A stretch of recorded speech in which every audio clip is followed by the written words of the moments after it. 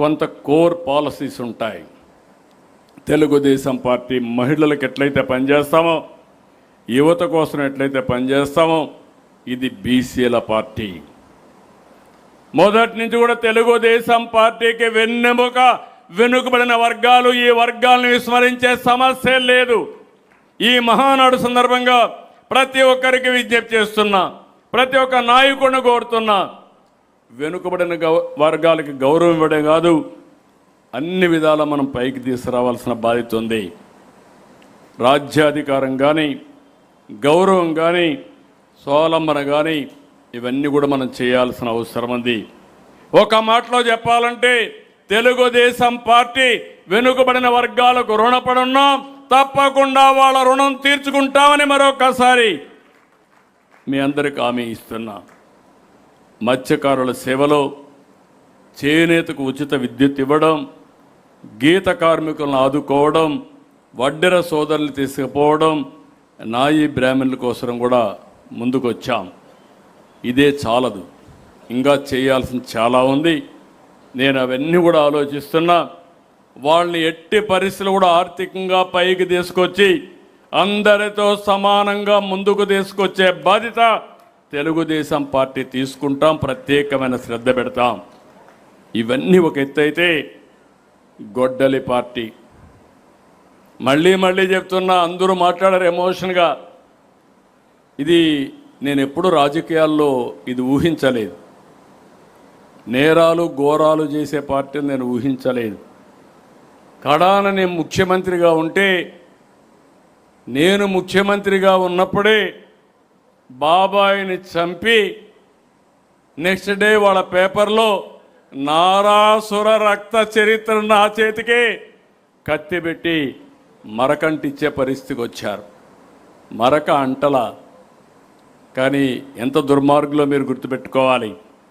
గొడ్డలి పార్టీకి అధికారం పోయింది, ప్రతిపక్ష పార్టీ హోదా పోయింది, కానీ అహంకారం మాత్రం అలాగే ఉంది. రాజకీయాల్లో విలువలు ఉండాలి, విలువలు లేని పార్టీ అది. సాధారణంగా ప్రతి ఒక్క రాజకీయ పార్టీకి అనుబంధ సమస్యలు ఉంటాయి, మనకు ఉన్నాయి. రైతు, యువత, మహిళ, దివ్యాంగులు, కార్మికులు, ఇలాంటి 18 విభాగాలు మనకున్నాయి. కానీ గొడ్డలి పార్టీకి విభాగాలు ఏంటో తెలుసా అని మిమ్మల్ని అడుగుతున్నా.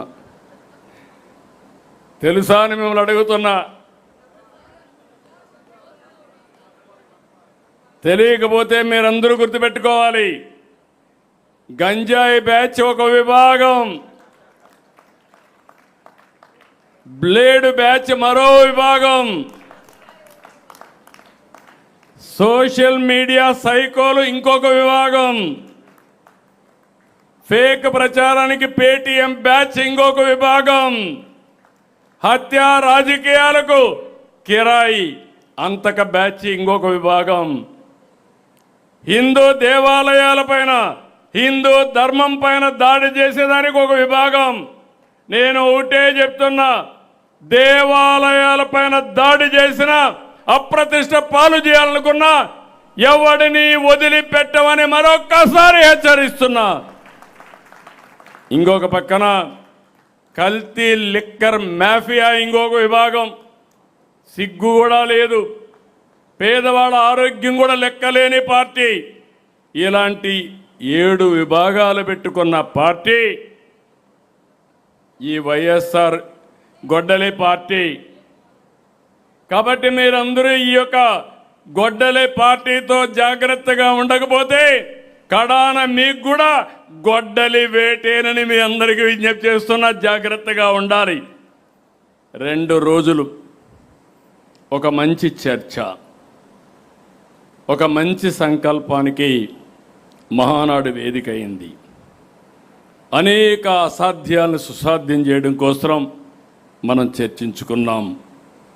అందరికీ ఒక అవగాహన వచ్చింది. ఎన్డీఏ ఏం పని చేస్తున్నామో మనం అందరం అర్థం చేసుకోగలిగాం. ఈ అవగాహన ఇక్కడితో మిగలడానికి వీలు లేదు. ఈ విషయంలో నేను ఒకటే మిమ్మల్ని అందరినీ కోరుతున్నా, పార్టీలో ఒక సమర్థవంతమైన ఆర్గనైజేషన్ ఉంది. కేఎస్ఎస్ 60 ఓట్లకు ఒకరు,